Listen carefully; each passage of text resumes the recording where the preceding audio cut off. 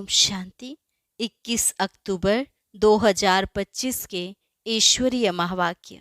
पहले सुनते हैं मुरली के मुख्य पॉइंट्स। बाबा ने कहा, जितना हो सके तुम शिव बाबा को याद करते रहो। ये प्रैक्टिस जितनी होती जाएगी उतनी खुशी बढ़ती जाएगी। घूमते फिरते भी याद में रहना है। भोजन भी शुद्धि से बनाना है। बुद्धि में रहे हम शिव बाबा के लिए भोजन बना रहे हैं। ऐसा कोई काम ना हो जिससे खिटपिट हो जाए। फिर बाबा ने कहा, अब इस छीछी चोले को छोड़ना है, इसलिए देह सहित सारी दुनिया को भूल जाओ। रोज सवेरे उठकर बाबा से मीठी मीठी बातें करनी चाहिए। शिव बाबा, आप हमको नरकवासी से स्वर्गवासी बना रहे हो। आप कितने मीठे हो। अभी हमारे खुशी के दिन आ रहे हैं। बाबा ने कहा, यह भी खुशी की खुराक है।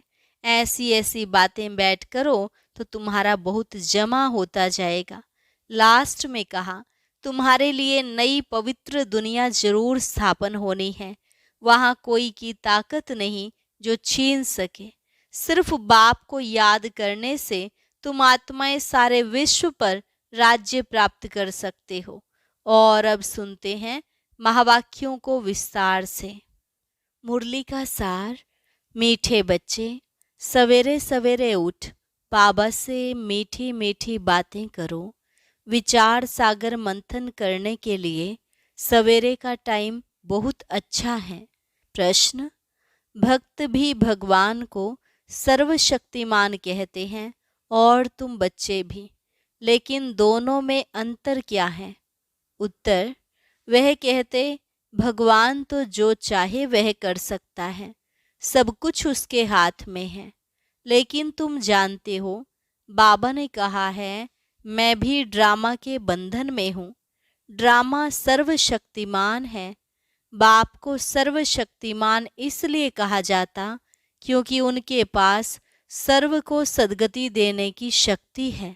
ऐसा राज्य स्थापन करता जिसे कभी कोई छीन नहीं सकता। ओम शांति। किसने कहा? बाबा ने। ओम शांति। यह किसने कहा?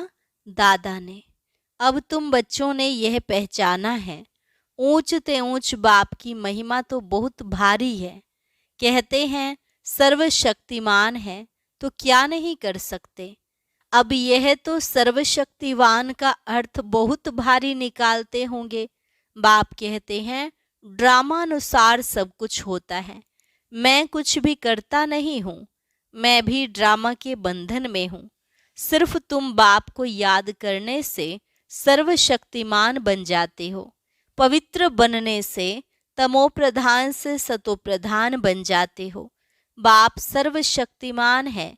उनको सिखलाना होता है, बच्चे मुझे याद करो तो विकर्म विनाश हो जाएंगे।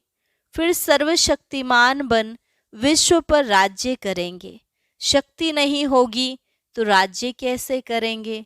शक्ति मिलती है योग से। इसलिए भारत का प्राचीन योग बहुत गाया जाता है। तुम बच्चे नंबरवार याद कर और खुशी में आते हो। तुम जानते हो, हम आत्माएं बाप को याद करने से विश्व पर राज्य प्राप्त कर सकते हैं। कोई की ताकत नहीं जो छीन सके। ऊंचते ऊंच बाप की महिमा सब करते हैं, परंतु समझ से कुछ नहीं। एक भी मनुष्य नहीं जिसको यह पता हो कि यह नाटक है। अगर समझ से हो कि नाटक है तो शुरू से अंत तक वह याद आना चाहिए। नहीं तो नाटक कहना ही रोंग हो जाता है। कहते भी हैं यह नाटक है, हम पार्ट बजाने आए हैं, तो उस नाटक के आदि मध्य अंत को भी जानना चाहिए ना। यह भी कहते हैं हम ऊपर से आते हैं, तब तो वृद्धि होती रहती है ना। सतयुग में तो थोड़े मनुष्य थे, इतने सब आत्माएं कहाँ से आई? यह कोई समझ से नहीं कि यह अनादि बना बनाया अविनाशी ड्रामा है जो आदि से अंत तक रिपीट होता रहता है। तुम बाइस्कोप शुरू से अंत तक देखो, फिर दोबारा रिपीट करके अगर देखेंगे तो चक्र जरूर हूबहू रिपीट होगा। जरा भी फर्क नहीं होगा। बाप मीठे मीठे बच्चों को कैसे बैठ समझाते हैं। कितना मीठा बाप है। बाबा आप कितने मीठे हो। बाबा बस अभी तो हम चलते हैं अपने सुख धाम में। अभी यह मालूम पड़ा है कि आत्मा पावन बन जाएगी तो दूध भी वहाँ पावन मिलेगा। श्रेष्ठाचारी माताएं बहुत मीठी होती हैं। समय पर बच्चे को आप ही दूध पिलाती हैं। बच्चे को रोने की दरकार नहीं होती। ऐसे ऐसे यह भी विचार सागर मंथन करना होता है। सुबह को बाबा से बातें करने से बड़ा मजा आता है। बाबा आप कितनी अच्छी युक्ति बताते हो श्रेष्ठाचारी राज्य स्थापन करने की। फिर हम श्रेष्ठाचारी माताओं की गोद में जाएंगे। अनेक बार हम ही उस नई सृष्टि में गए हैं। अभी हमारे खुशी के दिन आते हैं। यह खुशी की खुराक है, इसलिए गायन भी है। अतीन्द्रिय सुख पूछना हो तो गोप गोपियों से पूछो। अब हमको बेहद का बाप मिला है। हमको फिर से स्वर्ग का मालिक श्रेष्ठाचारी बनाते हैं। कल्प कल्प हम अपना राज्य भाग्य लेते हैं, हार खाते हैं, फिर जीत पाते हैं। अभी बाप को याद करने से ही रावण पर जीत पानी है। फिर हम पावन बन जाएंगे। वहाँ लड़ाई दुख आदि का नाम नहीं, कोई खर्चा नहीं। भक्ति मार्ग में जन्म जन्मांतर कितना खर्च किया, कितने धक्के खाए, कितने गुरु किए हैं। अब फिर आधा कल्प हम कोई गुरु नहीं करेंगे। शांति धाम सुख धाम जाएंगे। बाप कहते हैं तुम सुख धाम के राही हो। अब दुख धाम से सुख धाम में जाना है। वहाँ हमारा बाबा कैसे हमको पढ़ा रहे हैं। हमारा यादगार भी यहाँ है। यह तो बड़ा वंडर है।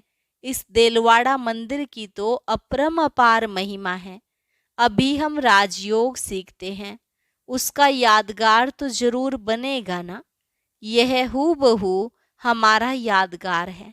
बाबा मम्मा और बच्चे बैठे हैं, नीचे योग सीख रहे हैं, ऊपर में स्वर्ग की राजाई है। झाड़ में भी कितना क्लियर है। बाबा ने कैसे साक्षात्कार कराए, फिर चित्र बैठ बनवाए हैं। बाबा ने ही साक्षात्कार कराया और फिर करेक्ट भी किया। कितना वंडर है। सारी नई नॉलेज है। किसको भी इस नॉलेज का पता नहीं है। बाप ही बैठ समझाते हैं। मनुष्य कितना तमोप्रधान बनते जाते हैं। मनुष्य सृष्टि बढ़ती जाती है।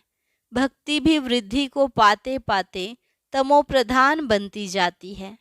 यहाँ अब तुम सतोप्रधान बनने का पुरुषार्थ करते हो। गीता में भी अक्षर है मन मना भव। सिर्फ यह नहीं जानते कि भगवान कौन है।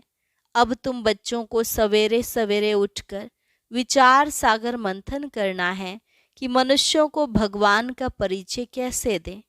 भक्ति में भी मनुष्य सवेरे सवेरे उठकर कोठी में बैठ भक्ति करते हैं। वह भी विचार सागर मंथन हुआ ना।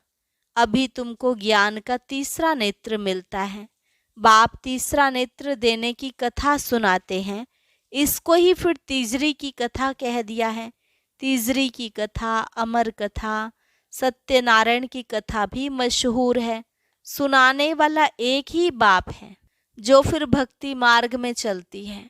ज्ञान से तुम बच्चे सॉल्वेंट बनते हो, इसलिए देवताओं को पद्मपति कहते हैं। देवताएं बहुत धनवान पद्मपति बनते हैं। कलयुग को भी देखो, सतयुग को भी देखो, रात दिन का फर्क है। सारी दुनिया की सफाई होने में टाइम लगता है ना। यह बेहद की दुनिया है। भारत है ही अविनाशी खंड। यह कभी प्राय लोप होता नहीं। एक ही खंड रहता है आधा कल्प, फिर और खंड इमर्ज होंगे नंबरवार। तुम बच्चों को कितना ज्ञान मिलता है। बोलो वर्ल्ड की हिस्ट्री ज्योग्राफी कैसे चक्र लगाती है, आकर समझो। प्राचीन ऋषि मुनियों का कितना मान है, परंतु वह भी सृष्टि के आदि मध्य अंत को नहीं जानते। वह हठ योगी हैं। हाँ, बाकी उनमें पवित्रता की ताकत है। जिससे भारत को थमाते हैं, नहीं तो भारत पता नहीं क्या हो जाता। मकान को पोची आदि लगाई जाती है ना तो शोभा होती है। भारत महान पवित्र था, अब वही पतित बना है। वहाँ तुम्हारा सुख भी बहुत समय चलता है, तुम्हारे पास बहुत धन रहता है। तुम भारत में ही रहते थे, तुम्हारा राज्य था, कल की बात है। फिर बाद में अन्य धर्म आए हैं, उन्होंने आकर कुछ सुधार कर अपना नाम वाला किया है। अब वह भी सब तमो प्रधान बन गए हैं। अब तुम बच्चों को कितनी खुशी होनी चाहिए। ये सब बातें नए को नहीं सुनानी है, पहले पहले तो बाप की पहचान देनी है। बाप का नाम, रूप, देश, काल जानते हो। ऊंच ते ऊंच बाप का पार्ट तो मशहूर है ना। अभी तुम जानते हो वह बाप ही हमको डायरेक्शन दे रहे हैं। तुम फिर से अपनी राजधानी स्थापन कर रहे हो। तुम बच्चे मेरे मददगार हो, तुम पवित्र बनते हो। तुम्हारे लिए पवित्र दुनिया जरूर स्थापन होनी है। तुम यह लिख सकते हो कि पुरानी दुनिया बदल रही है, फिर यह सूर्यवंशी चंद्रवंशी राज्य होगा, फिर रावण राज्य होगा। चित्रों पर समझाना बहुत मीठा लगता है, इनमें तिथि तारीख सब लिखा हुआ है। भारत का प्राचीन राजयोग माना याद, याद से विकर्म विनाश होते हैं और पढ़ाई से स्टेटस मिलती है। दैवी गुण धारण करने हैं। हाँ, इतना जरूर है, माया के तूफान आएंगे। सवेरे उठकर बाबा से बातें करना बड़ा अच्छा है। भक्ति और ज्ञान दोनों के लिए यह टाइम अच्छा है। मीठी मीठी बातें करनी चाहिए। अभी हम श्रेष्ठाचारी दुनिया में जाएंगे। बूढ़ों के दिल में तो यह रहता है ना कि हम शरीर छोड़ गर्भ में जाएंगे। बाबा कितना नशा चढ़ाते हैं। ऐसी ऐसी बातें बैठ करो तो तुम्हारा भी जमा हो जाए। शिव बाबा हमको नरकवासी से स्वर्गवासी बना रहे हैं। पहले पहले हम आते हैं, सारा ऑल राउंड पार्ट हमने बजाया है। अब बाबा कहते हैं इस छीछी चोले को छोड़ दो, देह सहित सारी दुनिया को भूल जाओ। ये है बेहद का सन्यास। वहाँ भी तुम बूढ़े होंगे तो साक्षात्कार होगा। हम बच्चा बनते हैं, खुशी होती है। बचपन तो सबसे अच्छा है। ऐसे ऐसे सवेरे बैठ विचार सागर मंथन करना है। पॉइंट्स निकलेंगी तो तुमको खुशी होगी। खुशी में घंटा डेढ़ घंटा बीत जाता है। जितनी प्रैक्टिस होती जाएगी उतनी खुशी बढ़ती जाएगी, बहुत मज़ा आएगा। और फिर घूमते फिरते याद करना है। फुर्सत बहुत है। हाँ, विघ्न पड़ेंगे उसमें कोई शक नहीं। धंधे में मनुष्य को नींद नहीं आती, सुस्त लोग नींद करते हैं। तुम जितना हो सके शिव बाबा को ही याद करते रहो। तुमको बुद्धि में रहता है शिव बाबा के लिए हम भोजन बनाते हैं, शिव बाबा के लिए हम यह करते हैं। भोजन भी शुद्धि से बनाना है, ऐसी चीज ना हो जिससे खिटपिट हो जाए। बाबा खुद भी याद करते हैं। अच्छा, मीठे मीठे सिकिलधे बच्चों प्रति माता पिता बाप दादा का याद प्यार और गुड मॉर्निंग। रूहानी बाप की रूहानी बच्चों को नमस्ते। रूहानी बच्चों की रूहानी बाप दादा को नमस्ते नमस्ते, गुड मॉर्निंग। शुक्रिया बाबा, शुक्रिया। धारणा के लिए मुख्य सार। पहली पॉइंट, सवेरे सवेरे उठकर बाबा से मीठी मीठी बातें करनी है। रोज खुशी की खुराक खाते हुए अतीन्द्रिय सुख का अनुभव करना है। सत्युगी राजधानी स्थापन करने में बाप का पूरा मददगार बनने के लिए पावन बनना है। याद से विकर्म विनाश करने हैं। भोजन भी शुद्धि से बनाना है। वरदान, दिव्य गुणों के आह्वान द्वारा सर्व अवगुणों की आहुति देने वाले संतुष्ट आत्मा भव। दिव्य गुणों के आह्वान द्वारा सर्व अवगुणों की आहुति देने वाले संतुष्ट आत्मा भव। जैसे दीपावली पर विशेष सफाई और कमाई का ध्यान रखते हैं, ऐसे आप भी सब प्रकार की सफाई और कमाई का लक्ष्य रख संतुष्ट आत्मा बनो। संतुष्टता द्वारा ही सर्व दिव्य गुणों का आह्वान कर सकेंगे। फिर अवगुणों की आहुति स्वतः हो जाएगी। अंदर जो कमजोरियां, कमियां, निर्बलता, कोमलता रही हुई हैं, उन्हें समाप्त कर अब नया खाता शुरू करो और नए संस्कारों के नए वस्त्र धारण कर सच्ची दीपावली मनाओ। स्लोगन: स्वमान की सीट पर सदा सेट रहना है तो दृढ़ संकल्प की बेल्ट अच्छी तरह से बांध लो। स्वमान की सीट पर सदा सेट रहना है तो दृढ़ संकल्प की बेल्ट अच्छी तरह से बांध लो। मातेश्वरी जी के अनमोल महावाक्य। इस अविनाशी ईश्वरीय ज्ञान प्राप्त करने के लिए कोई भी भाषा सीखनी नहीं पड़ती।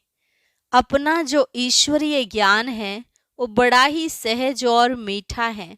इससे जन्म जन्मांतर के लिए कमाई जमा होती है।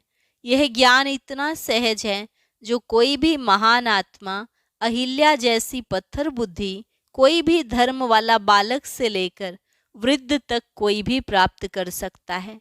देखो, इतना सहज होते भी दुनिया वाले इस ज्ञान को बहुत भारी समझते हैं। कोई समझते हैं जब हम बहुत वेद शास्त्र उपनिषद पढ़कर बड़े बड़े विद्वान बने, उसके लिए फिर भाषा सीखनी पड़े, बहुत हठयोग करें तभी प्राप्ति हो सकेगी। लेकिन यह तो हम अपने अनुभव से जान चुके हैं कि यह ज्ञान बड़ा ही सहज और सरल है, क्योंकि स्वयं परमात्मा पढ़ा रहे हैं। इसमें ना कोई हठ क्रिया, ना जप तप, न शास्त्रवादी पंडित बनना, न कोई इसके लिए संस्कृत भाषा सीखने की जरूरत है।